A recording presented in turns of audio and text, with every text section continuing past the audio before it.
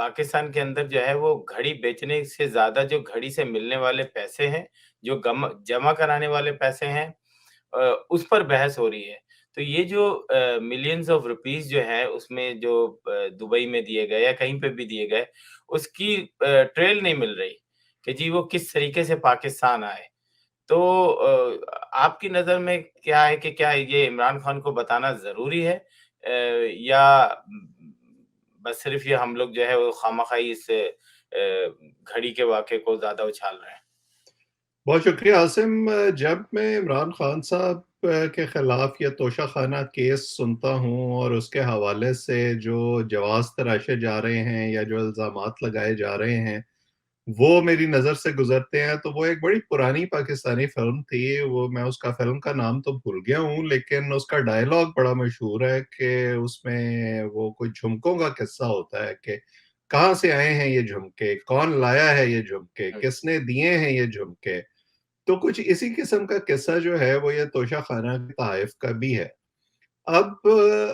یہ تو ہمیں پتہ ہے کہ وہ تحائف کہاں سے آئے ہیں، یہ بھی ہمیں پتہ ہے کہ کس نے دیے ہیں اور کیوں دیے ہیں، لیکن آگے سے ان تحائف کا کیا اثر ہوتا ہے بنیادی اعتراض اس بات پر ہوتا ہے. اب اس معاملے کا ایک اخلاقی پہلو ہے اور ایک قانونی پہلو ہے، ایک سیاسی پہلو بھی ہے، اس پر بھی ہم بات کر سکتے ہیں. چلیں سیاسی پہلو سے شروع کر لیتے ہیں. توشہ خانہ کی کہانی جو ہے وہ ہمارے یہاں عمران خان سے شروع نہیں ہوئی. آپ اس سے پہلے جتنے بھی جو ہمارے حکمران گزرے ہیں ان کو اگر اٹھا کر دیکھیں تو نواز شریف صاحب نے بھی توشہ خانہ کے تحائف پر ہاتھ صاف کیا، آصف زرداری نے بھی کیا، پرویز مشرف نے بھی کیا، شوکت عزیز نے بھی کیا. میرا خیال ہے کوئی حکمران آپ کو ایسا نہیں ملے گا جس نے یہ نہیں کیا. بلکہ یہ جو عمران خان صاحب کی حکومت میں جو انہوں نے یہ جواز دینا شروع کیا کہ جی ہم تحائف کے بارے میں تفصیلات شیئر نہیں کریں گے قومی اسمبلی کے ساتھ کیونکہ یہ قومی سلامتی کا معاملہ ہے، یہ جواز سب سے پہلے نواز شریف صاحب نے یوز کیا تھا اور انہوں نے اس کو آگے بڑھایا. اچھا، اب الزام لگائے جاتے ہیں موجودہ حکومت کی طرف سے پی ٹی آئی پر، اور پی ٹی آئی جواب میں یہ کہتی ہے کہ جی آپ باقیوں کا بھی کھولیں. اس حد تک پی ٹی آئی کی بات درست ہے کہ ہاں پہلے والے بھی یہی سارا کچھ کرتے رہے ہیں، اور یہی اعتراض بھی ہے پی ٹی آئی پہ کہ آپ تو آئے تھے یہ سارا کچھ ختم کرنے کے لیے، بجائے یہ کہ آپ بھی اسی راہ میں بہ نکلے اور آپ نے بھی وہی سارے کام شروع کر دیے. اور اب آپ کا جواز یہ ہے کہ ہم نے کیا غلط کیا، ہم سے پہلے والے بھی تو یہی کرتے تھے، تو پھر آپ میں اور ان میں فرق کیا رہا. اب آپ آ جائیں اس کے اخلاقی پہلو کی طرف. یہ بات کہ عمران خان صاحب کو بطور وزیر اعظم تحائف ملے، ان تحائف کو وہ جو قانون کے مطابق جو اس کی قیمت لگوائی گئی یا وہ ادا کر کے جو جتنے فیصد بھی تھے وہ اپنے گھر لے گئے، قانون میں اس کی گنجائش موجود ہے، اس میں کوئی غیر قانونی بات نہیں ہے. اخلاقی پہلو جو ہے اس کا وہ یہ ہے کہ کیا آپ کو کسی آپ کے دوست نے، کسی رشتہ دار نے، اور اس ملک میں اس کیس میں کسی دوسرے ملک نے اگر کوئی تحفہ دیا ہو تو اس نے تحفہ آپ کی ذات کو نہیں دیا، اس نے وہ تحفہ آپ کو ایک بطور وزیر اعظم ایک ملک کے ریپرزینٹیٹیو کے طور پر دیا ہے. چلیں جی آپ نے وہ خرید لیا تھا، آپ اپنے پاس رکھ لیتے اس کو یادگار کے طور پر،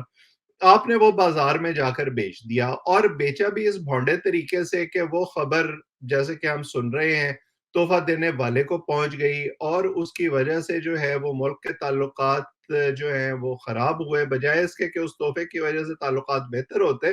تعلقات مزید خراب ہو گئے اور اس کے اندر ایک جو ہے وہ کھٹاس پیدا ہو گئی. اچھا، یہ اخلاقی پہلو جو ہے جب عمران خان صاحب بار بار یہ کہتے ہیں کہ جی دیکھیں حکمران کے پاس اصل میں تو صرف ایک اخلاقی برتری ہوتی ہے، اخلاقی طاقت ہوتی ہے جس کی بنیاد پر وہ جو ہے اپنا حکومت سنبھالتا ہے اور اپنا اختیار استعمال کرتا ہے، تو ان معاملات میں وہ اخلاقی برتری کہاں گئی؟ اس بات کا جواب عمران خان صاحب اور ان کے حامی دینے کو تیار نہیں ہے. پھر وہ بار بار یہ بات کرتے ہیں کہ جی دیکھیں اتنے 3 ساڑھے 3 سال کے بعد ان کو ملا تو ایک توشہ خانہ کی گھڑی ہی ملی. بھائی بات یہ ہے کہ جو ہیرا پھیری ہے وہ 1 روپے کی ہو، 1,000 کی ہو، 1 لاکھ کی ہو، 1 کروڑ کی ہو، 1 ارب کی ہو، وہ ہیرا پھیری ہی کہلائے گی. بالکل. اور ہیرا پھیری جو ہے وہ جڑی ہوئی ہے اس کے قانونی پہلو کے ساتھ، جس کی بنیاد پر اب گیا ہوا ہے جو الیکشن کمیشن ہے، کیونکہ حکومت نے الیکشن کمیشن میں ریفرنس دائر کیا تھا. الیکشن کمیشن میں اس کی جو ہے وہ پہلے سماعت ہوئی، پھر الیکشن کمیشن نے ریفرنس دائر کیا عدالت میں، اب وہاں سماعت ہوئی ہے. اور اب جو تازہ خبر ہے وہ یہ ہے کہ عدالت نے اس پر فیصلہ محفوظ کر لیا ہے اور 15 دسمبر کو وہ فیصلہ سنایا جائے گا. اچھا، اب اس میں قانونی جو نقطہ ہے وہ ہے کیا.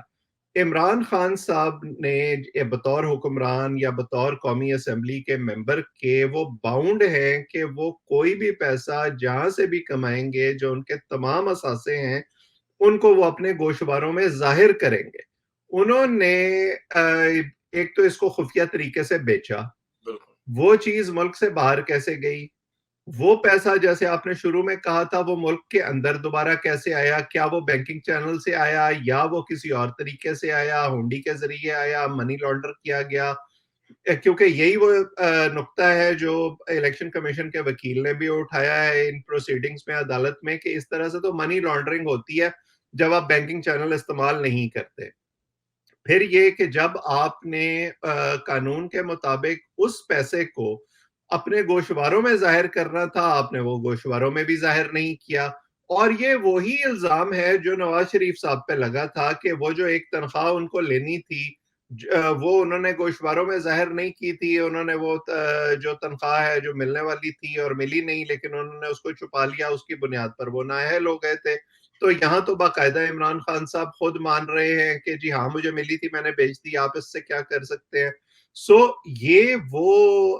عمران خان صاحب کے منہ سے جو کلمات نکلے ہیں، میرے لیے یہ ان کی فرسٹریشن کا اظہار ہے، کیونکہ ان کو شاید یہ نظر آنا شروع ہو گیا کہ اس معاملے میں کافی ایسے شواہد اور ثبوت موجود ہیں جن سے ان کے لیے جان چھڑانا شاید اتنا آسان نہ ہو. اور اب دیکھتے ہیں کہ 15 تاریخ کو جو ہے وہ اس کا فیصلہ جو سنایا جاتا ہے وہ کیا ہوتا ہے. اور قانون کے مطابق کیونکہ ایک فارن فنڈنگ کیس میں تو وہ نااہل ہو چکے ہیں، کیا اس کیس میں بھی وہ نااہل ہوتے ہیں یا نہیں ہوتے، اور پھر اس کے بعد پی ٹی آئی اپیل کرتی ہے یا آگے کیسے یہ معاملہ چلتا ہے، اس کو پھر دیکھنا ہوگا.